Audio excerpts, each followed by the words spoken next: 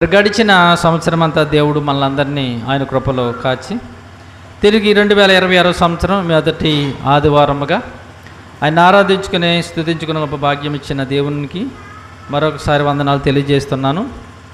ఈరోజు దేవుని యొక్క వాక్యంలో నుంచి ఒక ప్రాముఖ్యమైన విషయాన్ని మనం నేర్చుకుందాం. అదే సమూయేలు గారు రాసిన మొదటి గ్రంథం 22వ అధ్యాయము మొదటి వచనములో నున్న ఒక ప్రాముఖ్యమైన విషయాన్ని గత వారంలో మీకు గుర్తు చేశాను, అది కంప్లీట్ చేయలేదు.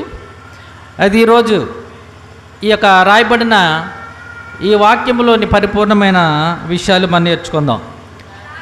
సమూయేలు గారు రాసిన మొదటి గ్రంథం అందరూ కూడా తీసుకుని 22వ అధ్యాయము మొదటి నుంచి 5 వచనాల వరకు చదువుకుందాం.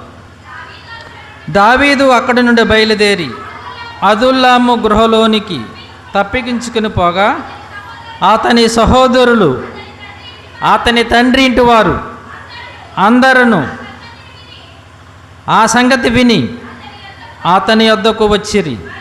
మరియు ఇబ్బంది గలవారందరూ, అప్పులు చేసుకుని వారందరూ, అసమాధానముగా నుండి వారందరూ అతని యొద్దకు కూడుకొనగా అతడు వారికి అధిపతి ఆయను.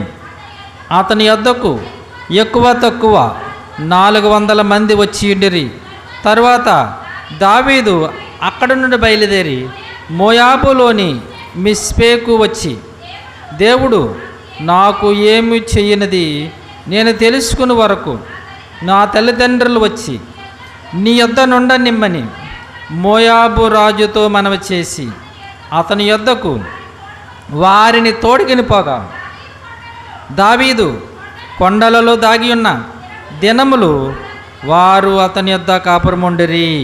మరియు ప్రవక్తయగు గాదు వచ్చి కొండలలో నుండక యోధయ దేశమునకు పారిపోమని దావీదుతో చెప్పినందున దావీదు పోయి హారేతు అడవులో చొచ్చెను. దేవునికి స్తోత్రం కలుగునుగాక. ప్రభునందు ప్రియ మరి దేవుని వర్లరా, మరి గత వారంలో ఈ అదుల్లాము అనే విషయాన్ని గురించి మీకు కొన్ని విషయాలు చెప్పాను. మరి అంతమంది గుర్తుంది? అదుల్లాము అంటే దానికి ఒక అర్థం ఉంది అని చెప్పాను. అదుల్లాము బైబిల్లో పాత నిబంధన గ్రంథంలో ఒక ప్లేసులకు కానీ ఒక ఊరికి కానీ మనిషి పేర్లకు కానీ కొన్ని అర్థాలు ఉంటాయి. అలాగే దీన్ని కూడా అదుల్లాము అనే దానికి ఒక అర్థం చెప్పాను. గుర్తుందండి ఎవరికైనా? అమ్మా గుర్తుందండి? మర్చిపోయారా? అదుల్లాము అనగానే మనిషి పేరుంది అండి, దేశం పేరుంది అండి, ఇంకొక పేరు చెప్పాను. అసలు ఎక్కడ మీరు ఎప్పుడు వినలేదండి మేము అన్నట్టుగా చూస్తున్నారు. ఓకే అండి, మళ్ళీ ఎందాలండి. దేవునికి స్తోత్రం. అదుల్లాము అనగా విశ్రాంతి స్థలం, ఆశ్రయం అర్థాలు.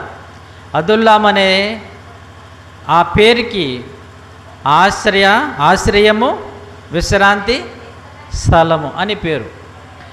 అయితే దీనికి ఉన్న ప్రత్యేకత మనం ఆలోచిస్తే ఈ గృహ గురించి ఎక్కువగా దావీదు గారు ఈ గృహ దగ్గర ఆయన రాజు కాకముందు సౌలు చేత తరమడినప్పుడు ఈ గృహకి ఎక్కువ ప్రాముఖ్యత ఇచ్చేవాడు. ఆయన ఎక్కువ ఈ గృహ అంటే ఆయనకి చాలా ఇష్టం.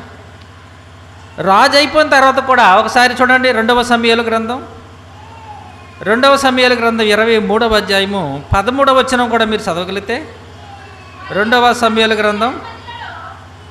అప్పుడు రాజు అయిపోయాడిన మరియు 30 మంది అధిపతులలో శ్రేష్ఠులైన 3 కోతకాలమున అదుల్లాము గుహలోనున్న దావీదు వద్దకు వచ్చినప్పుడు, ఇక్కడ చూసారా, అప్పుడు రాజు అయిపోయాడు. కానీ మొదటగా మనం 22వ అధ్యాయం చదివేటప్పటికి ఆయన రాజు కాదు. నా మాట కొంచెం జాగ్రత్తగా ఆలోచించాలి. మొదటి సమూయేలు 22వ అధ్యాయములో అదుల్లాము గృహలోనికి వెళ్ళాడనే చదువుతున్నప్పుడు ఆయన రాజు అవ్వలేదు ఇంకా. కానీ 23వ అధ్యాయము ఈ 13వ వచనం మనం చదువుతున్నప్పుడు అప్పుడు రాజుగారు ఆయన ఎక్కడున్నాడు అంటున్నారు అక్కడ? అదుల్లాము గుహ. ఎందుకంటే ఈ గుహకి చాలా ప్రాముఖ్యత ఉంది. ఎందుకంటే ఈ గుహకున్న పేరే ఏం పేరు? ఆశ్రయము, విశ్రాంతి స్థలము.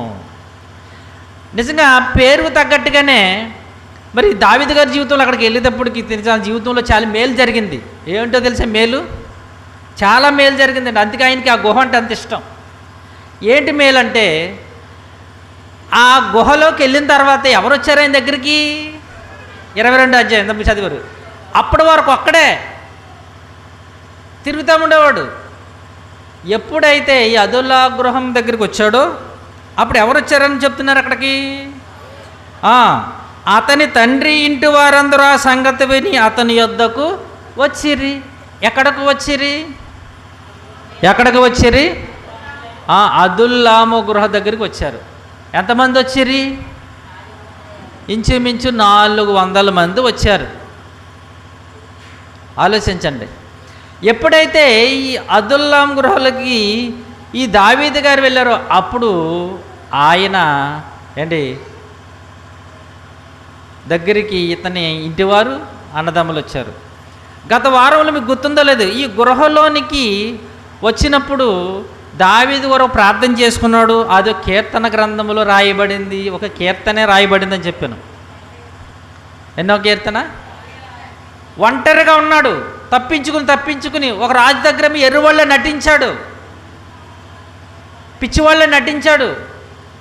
నేను ఒంటరి, నాకు ఏంటి ప్రభు, నాకు ఈ పరిస్థితి దేవా అని ఏడుస్తున్నప్పుడు అండి ఈ గృహలోని తప్పించుకొచ్చినప్పుడు, ఈ విశ్రాంతి స్థలంలోకి వచ్చినప్పటికి, ఆశ్రయం దగ్గరికి వచ్చేటప్పటికి తన ఇంటి వారిని, తన బంధువులైన వారిని సుమారుగా 400 మంది తీసుకొచ్చారు. ఏంటి ఆ కీర్తన? ఒకసారి చూడండి. ఏ కీర్తన రాశాడు ఆయన?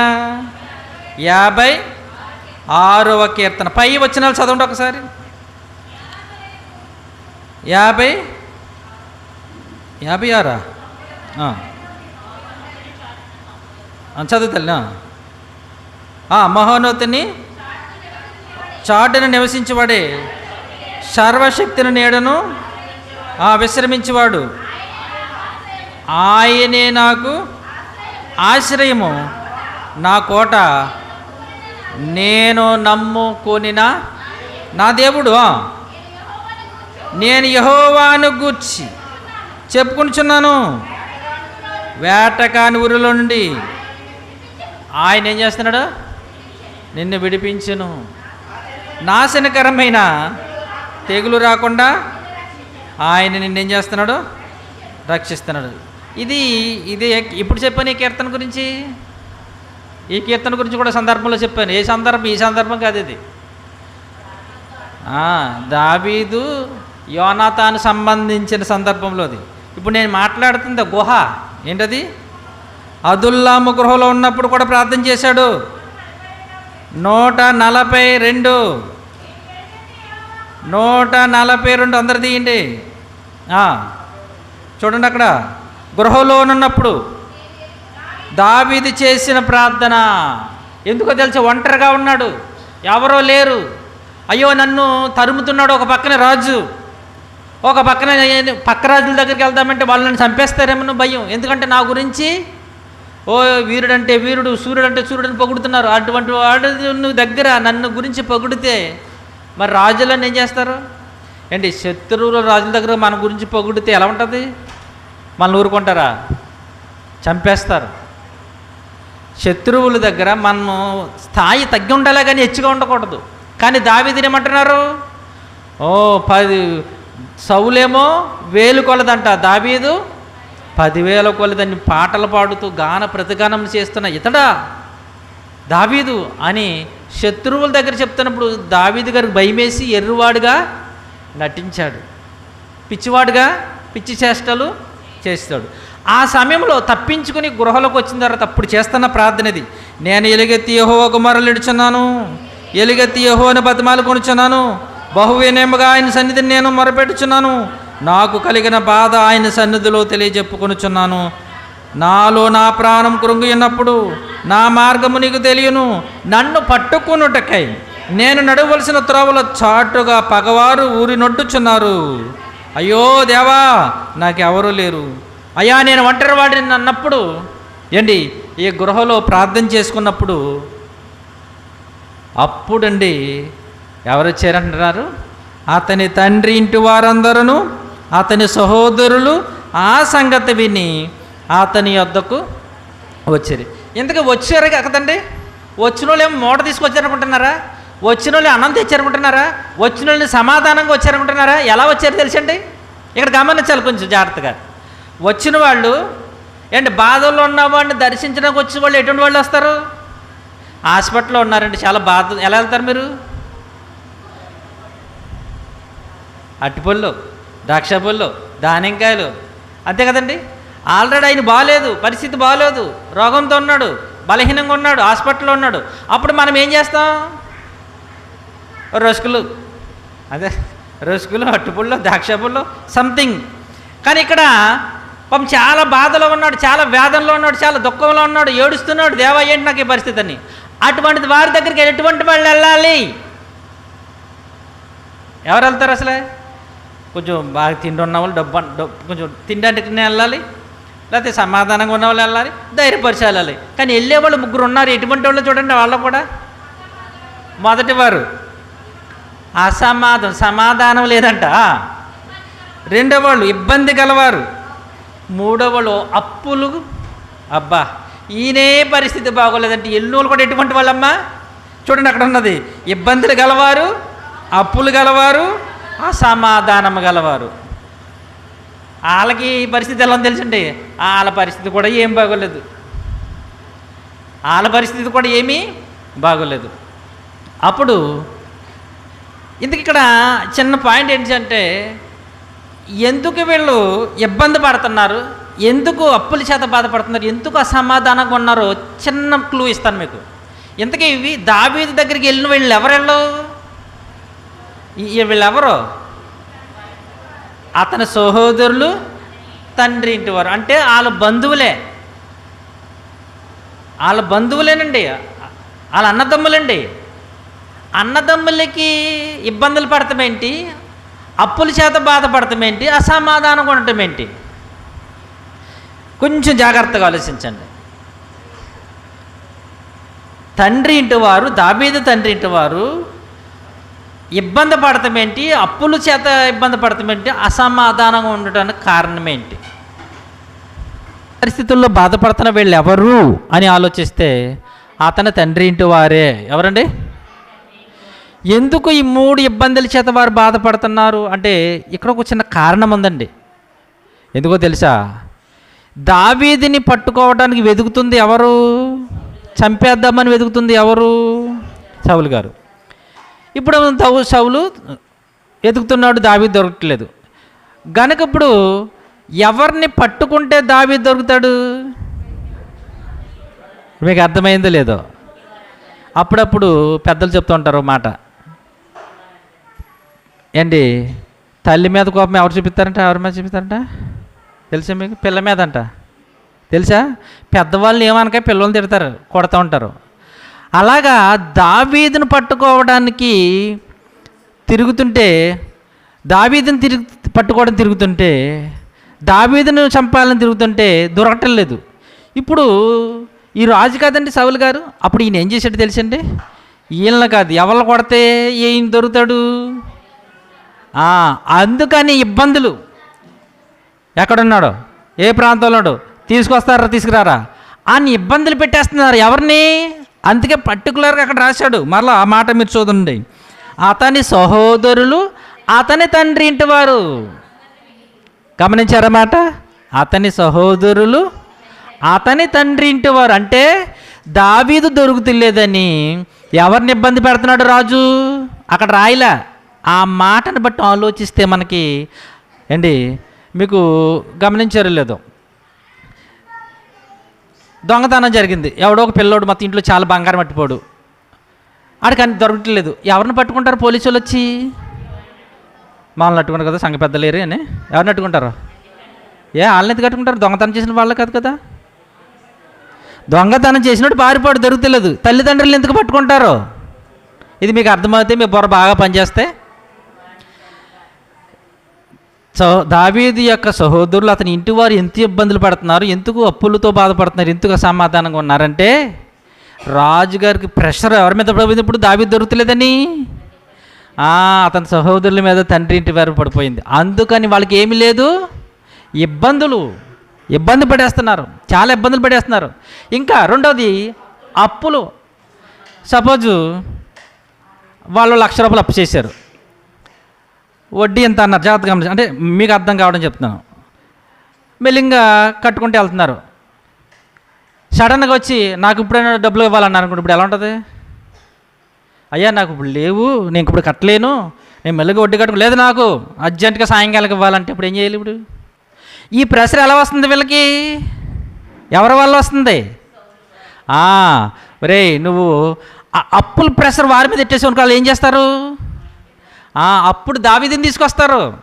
ఇప్పుడు బాగానే కట్టుకుంటున్నారు, మెల్లింగా తీరుస్తున్నారు. కాదు, ఇప్పుడు వాళ్ళని మెల్లగా కట్టించుకోవడం కాదు, వాళ్ళకి ఏం చేయాలి? ఇస్తారా సస్తారా అని. వాళ్ళు ఎలాగ కట్టలేరు, ఇప్పుడు అర్జెంట్ వాళ్ళ దగ్గర డబ్బులు లేవు, మెల్లింగా కట్టుకుంటారు వాళ్ళు. కానీ వెంటనే ప్రెషర్ పెట్టగానే వాళ్ళు ఏం చేస్తారు? ఈ ప్రెషర్ వల్ల, ఈ ఇబ్బంది వల్ల, ఈ అప్పుల వేదన వల్ల ఎవరిని తీసుకొస్తారు అని అప్పులు ఉన్న వాళ్ళని ఏం చేస్తున్నారు తెలుసా? ఇవ్వండి ఇవ్వండి అని పీక పాకం పట్టేస్తున్నారు. మూడవది అసమాధానం. ఎందుకు? ఏదో పాపం శాంతంగా ఏదో పంటలు పండించుకుంటున్నారు, తింటున్నారు, వస్తున్నారు. అక్కడ ఏం చేస్తున్నారు తెలుసా? సమాధానం లేకుండా చేస్తున్నారు. దీని అంతటికీ కారణం ఎవరయ్యా అంటే దావీదు గారండి. ఈ సంగతి తెలుసుకున్న వీళ్ళు ఏం చేశారంటే అండి, మొత్తానికి ఏం చేశారంటే, మరి ఏ రాత్రి బయలుదేరిపోరు తెలియదు కానీ ఎవరికి తెలియకుండా మొత్తానికి దావీదు దగ్గరికి అదుల్లాము గృహలోనికి వచ్చేసారు. అంతకు ఇంచుమించు 400 మంది వాళ్ళ తండ్రి ఇంటి వారు సహోదరులు మొత్తం పిల్ల జల్ల ఉంటారు కదండి, 400 మంది వచ్చేసారు అక్కడ. అందుకే మీకు మరీ చెప్పాను ఏమని, ఇబ్బందులు గలవారు, అప్పులు గలవారు, అసమాధానం గలవారికి. ఈయనకి ఏమయ్యాడంటే కింద చూడండి, కూడుకుని రాగా అతడు వారి అందరికీ అధిపతి ఆయను. ఏమయ్యాడంట? అసలే ఇబ్బందుల్లో ఉన్నారు, అసలే అప్పుల్లో ఉన్నారు, అసలే అసమాధానంగా ఉన్న వారికి ఈయన ఏమయ్యాడు? అధిపతి అయ్యాడు. అధిపతి ఈ పరిస్థితుల చేత బాధపడుతున్న వీళ్ళకి ఏం చేశాడు తెలుసా? నాయకుడుగా ఉండి అండి వీళ్ళందరినీ చక్కగా ఈయన ఏం చేస్తున్నాడు? నడిపించుకుంటూ వచ్చాడు. ఓకే, ఈయన గురించి ఇంకా మనం చెప్పుకునే కంటే అంటే దావీదు అనే పేరుకి ఒక అర్థం ఉందండి. దావీదు అనే ఒక పేరుకి అర్థం ఏంటంటే ప్రియుడు అని అర్థం. చెప్పాను కదా, 10 దానికి అర్థం ఉంటుందండి. అదుల్లాం అంటే ఏంటన్నాను చెప్పండి? ఆశ్రయము, విశ్రాంతి. దావీదు అనే పేరు కూడా అర్థం ఉంది, ప్రియుడు. దావీదు అనే పేరుకి ఏంటంటే అర్థము ప్రియుడు. అయితే ఈ దావీదనే ఈ యొక్క ప్రియుడైన ఈ దావీదుకి దేవుడు ఆయనకి ఇచ్చిన బాధ్యత, దేవుడు ఆయనకి ఇచ్చిన పనిని చాలా చక్కగా ఏం చేశాడంటే ఆ అసమాధానం లేని వాళ్ళకి, అప్పులుగా ఉన్న వాళ్ళకి ఏంటి ఇబ్బందులు పడుతున్న వారికి నాయకుడిగా ఉండి వారిని చక్కగా ఆయన ఏం చేశాడు? నడిపించాడు. అందుకని బైబిల్లో అపోస్తల కార్యంలో ఒక మాట ఉంటుందండి. దావీదు గారి గురించే దేవుడు అపోస్తల కార్యంలో చెబుతూ తొలగించి దావీదును వారికి రాజుగా నియమించి మరియు ఆయన అయ్యగారు కొంచెం బాక్సులు సౌండ్ అంటే నేను అరలేకపోతున్నాను. కొంచెం బాక్సులు బయట కట్టారు కదా, బాక్సులు అట్టండి, బాక్సులు అట్టండి, బయట కట్టండి, అదే కట్టండి, బయటతో కొంచెం సరిపోతుంది. అంతొద్దు, ఇంకా కొంచెం కట్ చేయండి, కొంచెం తగ్గించండి, అంతొద్దు, సరిపోద్దా? చదువు. అపోస్తల కార్యములు మరియు ఆయన నేను యెషయా కుమారుడైన దావీదును కనుగొంటుని, అతడు నా ఇష్టానుసారుడైన మనుష్యుడు. ఎవరి గురించి చెప్తున్నారు? ఎవరు చెప్తున్నారు? ఎవరు మాట్లాడేది ఇక్కడ అండి? దేవుడు. ఎవరు? దేవుడు మాట్లాడుతున్నాడు. అదిగో దావీదు నా ఇష్టానుసారుడైన మనుషుడని దావీదు గురించి దేవుడు చెప్తున్నాడని మధ్యవర్తి ఆయన ఉన్నాడు. మాట్లాడేది ఎవరండి? అపోస్తలుడైన లూకా గారా చెప్తున్నమాట. ఆ సందర్భంలో ఎవరున్నారు? పేతురు గారు, పౌలు గారా? పౌలు గారేనమ్మా. పౌలు గారు చెప్తున్నాడు, ఇగో దావీదు గురించి దేవుడు, ఇతడు నా ఇష్టానుసారుడైన మనుష్యుడు, నా ఉద్దేశములన్నీ నెరవేర్చినని చెప్పాడు. అలాగే దావీదు గారికి ప్రతిగా, ఇంకా నేను ఈ పాయింట్ చెప్పడానికే దావీదు గురించి చెప్తున్నాను. దావీదు ఎలాగైతే ప్రియుడిగా అసమాధానం గలవారిని, ఇబ్బందులు గలవారిని, అప్పులు గలవారిని ఎలాగా నడిపించాడు నాయకుడే, సేమ్ దావీదుకి యాజ్ ఇట్ ఈజ్ సేమ్ అదే క్యారెక్టర్ కలిగిన ఇంకో ఆయన వచ్చాడు. ఆయన కూడా దావీదు అని పేరు కలిగి వచ్చాడు. ఆయన కూడా దావీదు అని పేరు ఉంది. యెహెజ్కేలు గ్రంథం 34వ అధ్యాయము, యెహెజ్కేలు గ్రంథం 34వ అధ్యాయము 22వ వచనం నుంచి చదువుదాం. నా గొర్రెలు ఇక దోపుడు కాకుండా గొర్రెకును, యెహెజ్కేలు 34:22, గొర్రెకును మధ్య తీర్పు తీర్చి నేను వాటిని రక్షించదును, వాటిని మేపుటకై. ఇక్కడ కొంచెం జాగ్రత్తగా ఆలోచించండి. 23వ వచనం, వాటిని మేపుటకై నేను నా సేవకుడైన దావీదును వాటి మీద కాపరిని నియమించెదను. ఇక్కడ మీరు కొంచెం గ్రామర్ తెలిస్తే, అంటే భూత భవిష్యత్తు అనేది తెలిస్తే, ఇక్కడ నేను దావీదును నియమించెదను అనే మాట, నియమించెదను, నా మాట మరొకసారి, నియమించెదను. ఇది ఏ టెన్స్? చదువుకున్న పిల్లలు అమ్మా వర్ష ఇటు చూడు, అటు అటు డోర్ ఎట్టినప్పుడు చూడలేదా? చూడైతే సార్ ఇలా దేవునికి స్తోత్రం. నా ఇంకా మీరు ఎటు చూడకూడదు, ఇంకా వాక్యం అయిపోయే వరకు గంట అరగంట నా ఇంకా పిల్లలు వచ్చారు, తలుపులు వేసారు, ఇవన్నీ ఇంకా ఉండకూడదు. ఓకేనండి. వర్షాన్ని అడుగుతున్నాను, ఎందుకంటే సీరియస్గా చూసింది ఇప్పుడు నా ఇంకా. నియమించేదను అనేది ఏ టెన్స్లో ఉంది? అది పాస్ట్, ప్రజెంట్, ఫ్యూచర్ అని ఉన్నాయి. ఏ టెన్షన్ అమ్మా? వెరీ గుడ్, ఫ్యూచర్ అని చెప్పేసిందండి. ఏ టెన్షన్ అది? Future tense. ఇంకా మరొక ప్రశ్న మీకు, ఈ యెహెజ్కేలు గ్రంథము, ఈ యెహెజ్కేలు గారు ఈ మాట రాస్తున్నప్పుడు దావీదని ఆయన పుట్టాడా పుట్టలేదా? కొంచెం బైబిల్ జ్ఞానం ఉన్నవాళ్ళు. యెహెజ్కేలు గారు అని ప్రవక్త, నేను దావీదుని రాజుగా నియమించేదన్ను, అంటే నియమిస్తాను అని చెప్తున్నాడే. అప్పటికి ఇప్పుడు మనం మాట్లాడుకుంటున్న దావీదు గారు పుట్టాడా పుట్టలేదా? చచ్చిపోయాడు కూడా అమ్మా, అప్పటికి చచ్చిపోయాడు కూడా. అంటే కొంచెం మీకు అర్థం కాదు, వీళ్ళకి టెన్షన్ బాగా తెలుసు కదా, ప్రజెంట్, పాస్ట్, ఫ్యూచరు. అప్పటికి ఈ మాట యెహెజ్కేలు గారిని ప్రవక్త చెప్తున్నప్పటికీ మనం అనుకుంటున్న రాజు చనిపోయాడు. ఆయనకి సుమారుగా 300-400 సంవత్సరాలు డిఫరెంట్. 300-400 సంవత్సరాలకు ముందుటి కూడా ఆ దావీదు. మరి ఇదేంటి ఇక్కడ? నేను రాజుగా దావీదు నియమితానన్నాడు. ఈ దావీదు ఎవరు మరి? అది దానికోసం ఇక్కడికి వచ్చానంట.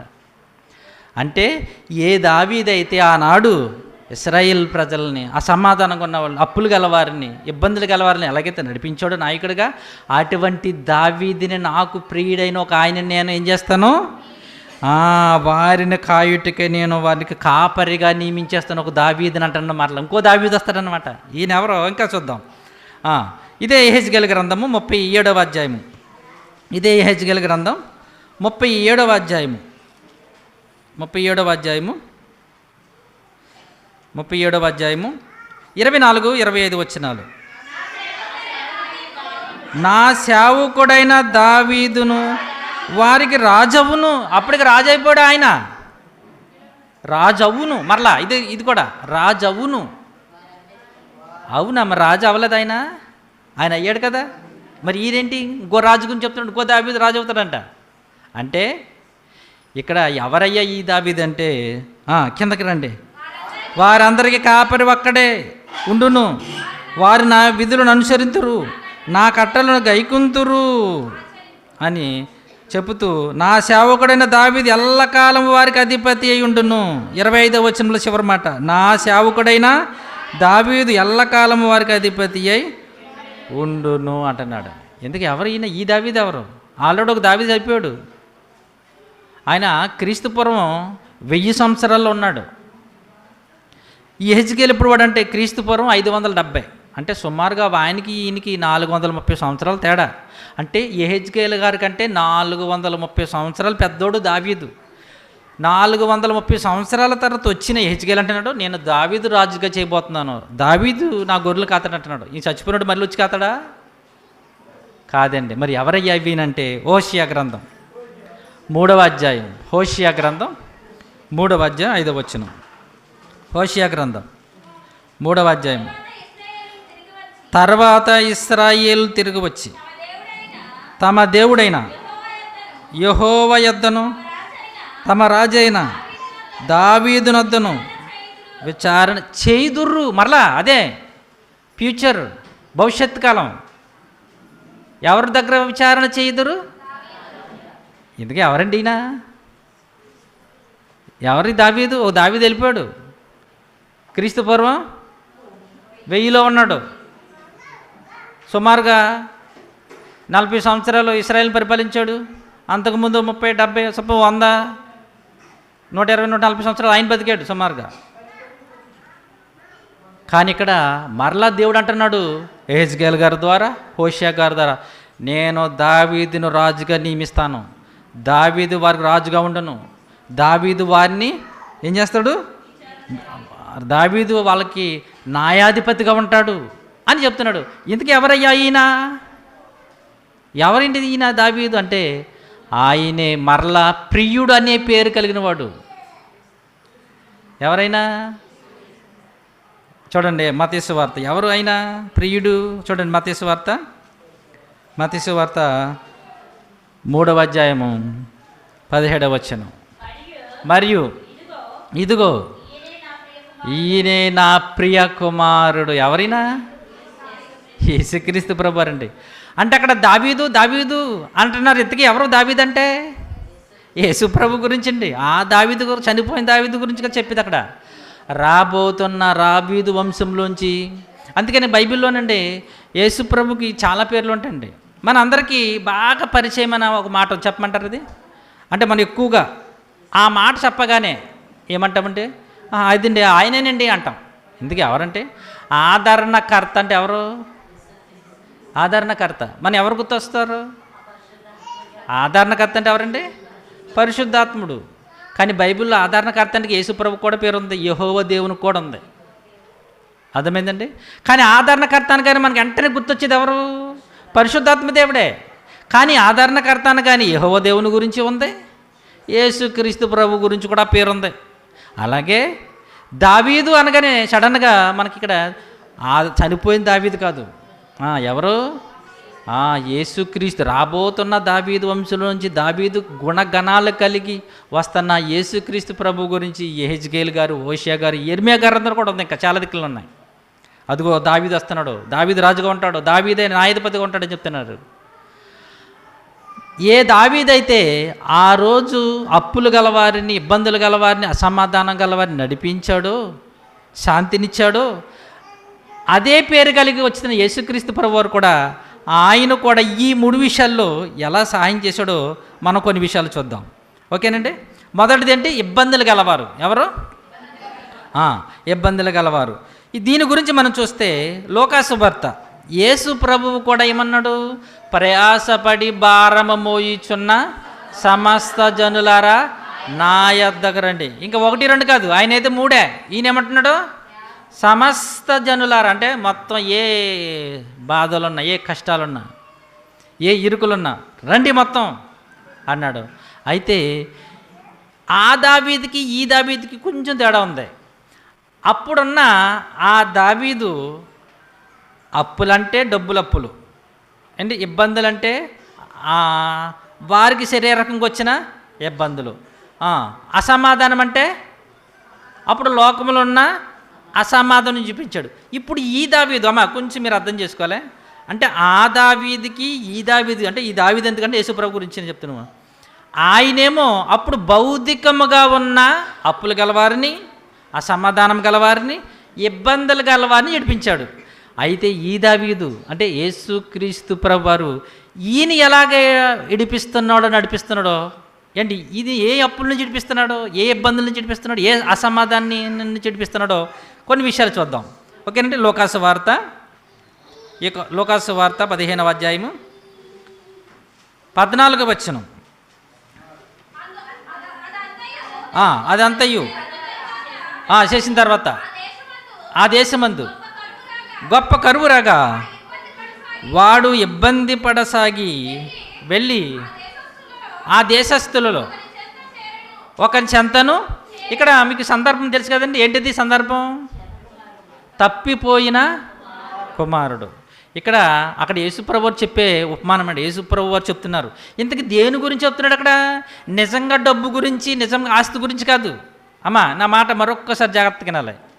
ఇక్కడ యేసుక్రీస్తు ప్రభువారు తప్పిపోయిన కుమారుని గురించి చెప్తున్న ఉపమానము డబ్బు ఆస్తి గురించి కాదు. మరి ఏంటి, దేని గురించి అంటే ఏంటి, దేవుని దగ్గర బతుకుతున్న ఈ మనుషులు లోకాన్ని ఆశించి పాపములో పడిపోయిన తర్వాత ఆ పాపములో పడిపోయిన వాళ్ళు మరలా ఇబ్బంది పడుతున్న వారిని దేవుడు ఏం చేస్తున్నాడు? పిలుస్తున్నాడు. ఎందుకు డబ్బుల గురించి కదండి అక్కడ చెప్పేది, ఆస్తి గురించి, గొడవల గురించి కదా. అక్కడ ఒక పాపి దేవుని దగ్గరికి రావటం అంటే ఇబ్బంది పడ్డాడంట. అంటే లోకంలోకి వెళ్ళిపోయి దేవుని విడిచిపెట్టేసి, దేవుని సన్నిధిని విడిచిపెట్టేసి లోకంలోకి వెళ్ళి ఏం పడుతున్నాడు? ఇబ్బంది పడి సాగుతున్న వాడికి ఏం చేశారు? దేవుని దగ్గరికి వాడు రాగాడు. అంటే ఇక్కడ ఈ మొదటి విషయంలో మనం నేర్చుకోవాల్సింది ఏంటంటే, ప్రేమ దేని వల్లరా, ఇబ్బందులు అంటే ఏంటి? ఇబ్బందులు లోకంలో మన శరీరకంగా భౌతికంగా వచ్చే ఇబ్బందులు కాదు. భక్తి జీవితాన్ని విడిచిపెట్టేసి, ప్రార్థన జీవితాన్ని విడిచిపెట్టి లోకములో పాపంలో బ్రతుకుతూ ఇబ్బంది పడుతున్న వారిని ప్రభువారు అందుకే అంటున్నాడు. అందుకే మనకు దేవుని వాక్యం చెప్తుంది ఏమనంటే, పాపులను రక్షించుటకు క్రీస్తు యేసు ఈ లోకమునకు వచ్చెను. అంటే ఈ పాపమని ఇబ్బంది ఎంత భయంకరమైనదంటే, ఈ పాపముతో ఉన్నాడు అంటే వాడికి ఏమున్నది? Ticket confirm. పాపముతో ఉన్నవాడికి టికెట్ ఏంటంటే కన్ఫామ్ పాతాళం.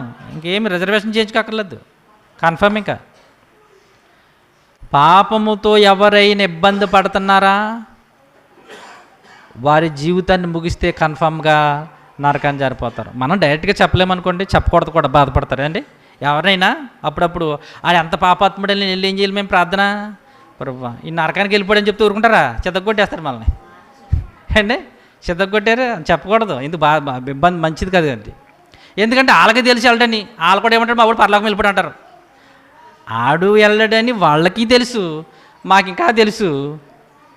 అక్కడ ఏంటి, మనం ఆ మాట చెప్పకూడదు. ఇక్కడ చెప్పొచ్చండి, ఎందుకంటే ఇక్కడ దేవుడిది, ఇక్కడ మనకన్నా తేడా ఉండదు. ఇంకా పాపముతో ఎవరు చచ్చిపోయినా వాళ్ళకి కన్ఫామ్ పాతాళం, నరకమండి. కనుక ఈ పాపమనే ఇబ్బంది పడుతున్న వారిని, పడుతున్న ఈ కుమారుడు ఎప్పుడైతే ప్రభువుని తెలుసుకున్నాడో వాడు ఏం చేశాడు? తండ్రి దగ్గరికి వచ్చాడు. అయ్యా నేనంత పాపంలో డబ్బు అంత అవజేసిన లోకాశంలో శరీర పడిపోయాను అన్నాడు. అప్పుడు తండ్రి దగ్గరికి రాగానే తండ్రి అప్పుడు ఏం చేస్తున్నాడు ఒక్కసారి చూడండి. అదిగో తప్పిపోయిన ఈ కుమారుడు, చనిపోయిన కుమారుడు మరలా బ్రతికను ఉందన్నమాట. తప్పిపోయిన కుమారుడు ఏం చేశాడు? మరలా బ్రతికాడు. అందుకని ఆయన ఏం చేశాడు? ఆయన ఇబ్బందుల్లో పడుతున్న వాడికి ఇబ్బంది నుంచి ఆయన ఏం చేశాడు? ఆయన దగ్గరికి రాగానే విడిపించాడు. ఆ ఇబ్బంది నుంచి ఆయన ఏం చేశాడు? విడిపించాడు. కనుక మనకి ఇబ్బందులు ఉన్నప్పుడు, పాపంతో ఇబ్బంది ఉన్నప్పుడు అండి, మనం ఎక్కడికి రావాలంటే ముందుగా ఆ తప్పిపోయిన కుమారుడు ఎలాగైతే అన్నీ పోగొట్టుకున్న తర్వాత బుద్ధి వచ్చిందో, మనం కూడా చచ్చిపోయే ముందు మాత్రం చెప్తున్నానండి, మరలా చచ్చిపోయే ముందు మాత్రం మనం ఈ పాపములో ఉండి ఇబ్బందులు ఉండి చచ్చిపోయామో చాలా వేదనకరం పరిస్థితికి వెళ్ళిపోతాం. మనం ఎట్టి పరిస్థితులు ఏ సమయంలో ఎక్కడున్నానండి, చనిపోయే టైంకి మాత్రం ప్రభువులో ఉండాలండి. చాలా గమనించాలి అది. కొంతమంది చనిపోయిన తర్వాత లోకం, కొంతమంది చనిపోయే ముందు టీవీ చూత చచ్చిపోతున్నారు. ఇది ఎక్కడ రోగమో? టీవీలు పెట్టుకుని అసలు ఆరోగ్యం బాగలేదు, అసలు రేపు మాపో చచ్చిపోతే సిద్ధంగా ఉన్న వాళ్ళు అంటే టీవీలు పెట్టుకుని చూస్తున్నారు, సీరియళ్ళు. మొన్న ఎక్కడో నాకు చాలా షాక్ అయ్యానండి, అసలు లేవలేకపోతున్నారు. ఇంకా రేపు మాపో అన్న డాక్టర్ గారు తీసుకోమన్నారు, అయితే వాళ్ళు టీవీ పెట్టుకుని చూస్తున్నారు. నాకు చాలా ఆశ్చర్యం అనిపించింది, ఇదేంటిది ఇంత ఇబ్బందులు పడుతున్నారు వీళ్ళు. మొత్తం ఏ ఊరు గుర్తు ప్రార్థన చేతకి వెళ్ళాం, పాస్టర్ గారు తీసుకెళ్ళారు, ఇక ప్రార్థన చేద్దాం రండి అంటే టీవీ చూస్తున్నారు చక్కగా కూర్చొని. మేము సాకు మీకు వీళ్ళకేం ప్రార్థన, చచ్చిపోతే నరకానికి వెళ్ళిపోవాళ్ళు. ఏంటంటే అంత భయంకర పరిస్థితులు ఎలా ఉండాలి? తండ్రి నాయన దేవా, మీకు ఆ మాట చెప్తాను, చనిపోయే ముందు భయంకరమైన రోగంతో వ్యాధితో మనం ఉన్నా ఈ దిక్కుమాలిన పరిస్థితులు చూత చచ్చిపోకూడదు. తండ్రి దేవా అంటూ మనం జపించుకుంటూ చనిపోయామనుకోండి ఆ నిత్య రాజ్యానికి వెళ్తామండి. అది మీకు చెప్పేది. అందుకే లోకంలో ఉన్నవారుగా ఉన్నట్టుగా మనము ఉండకూడదు. అందుకే ఇక్కడ పాపమని ఇబ్బందితో ఉన్నవాళ్ళు మనమే ఎవరమైనా ఎప్పుడు కూడా ప్రియమైన దేవుని వల్లరా ఆ ఇబ్బందిని తీసేవాడు యేసయ్య. ఆడు ఇబ్బంది పడసాగి ఎక్కడికి వచ్చాడు?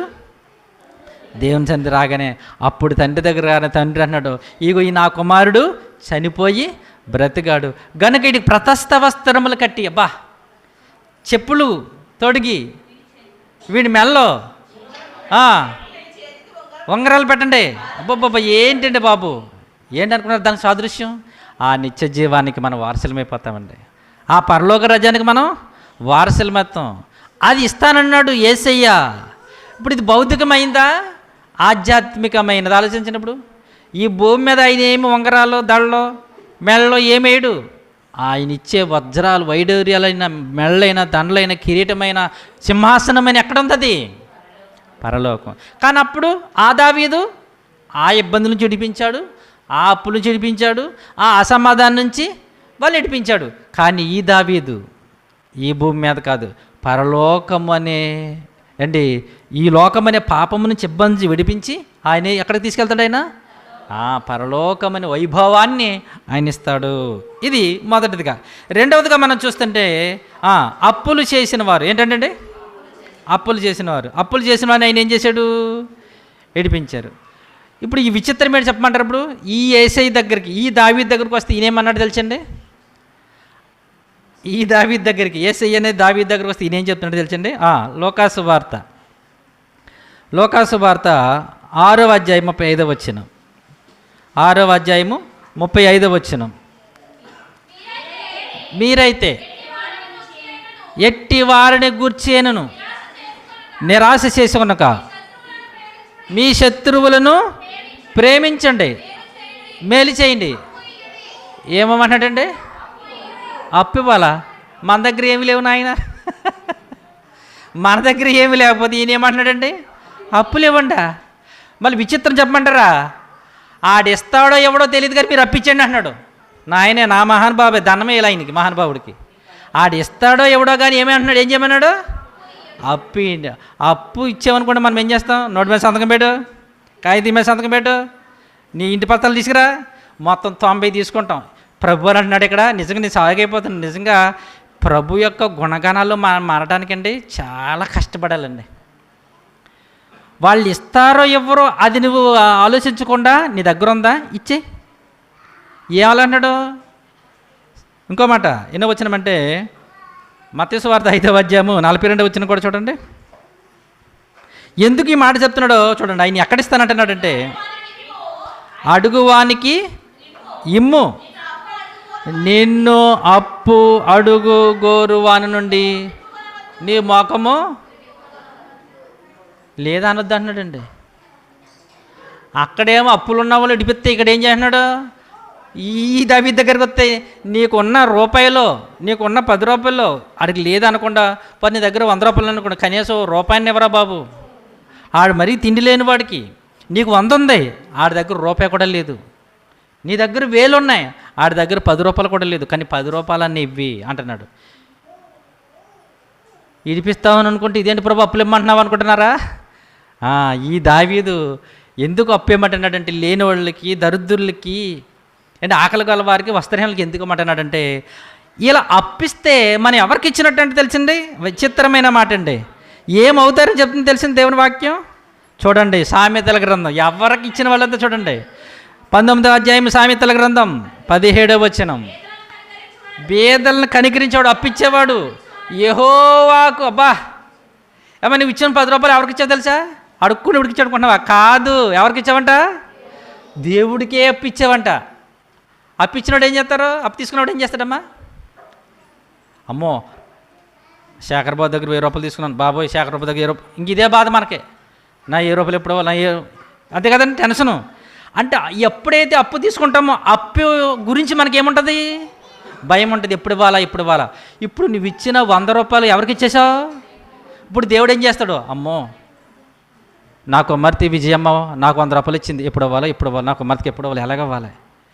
అమ్మా పుష్పమ్మ గారు ఇచ్చారు నాకు 10,000, ఎప్పుడు ఇవ్వాలి ఎప్పుడు ఇవ్వాలి?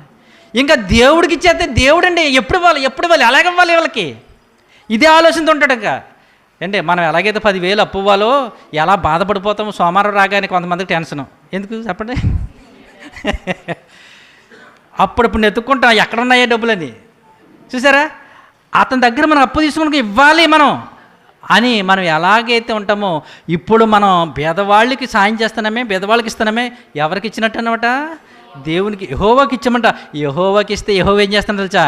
నా కుమారులకి ఎలాగ ఎప్పుడు ఇవ్వాలి ఎప్పుడు ఇవ్వాలి ఎక్కడ ఇవ్వాలి ఎలాగవ్వాలని ఆయన ఆలోచిస్తున్నాడు. అందుకనే ఆయనేమో అప్పుల నుంచి విడిపిస్తే ఈయనేమో అప్పులు ఇవ్వండి అంటున్నాడు. ఈయన మీరు గమనించారు లేదా? ఆ దావీదేమో అప్పు నుంచి విడిపిస్తే ఈ దావీదేమో అప్పు ఇవ్వండి, నీకు 100 అంటే ₹1, నీకు 1000 అంటే 10 రూపాయలని అప్పిస్తే నువ్వు పేదవాడికి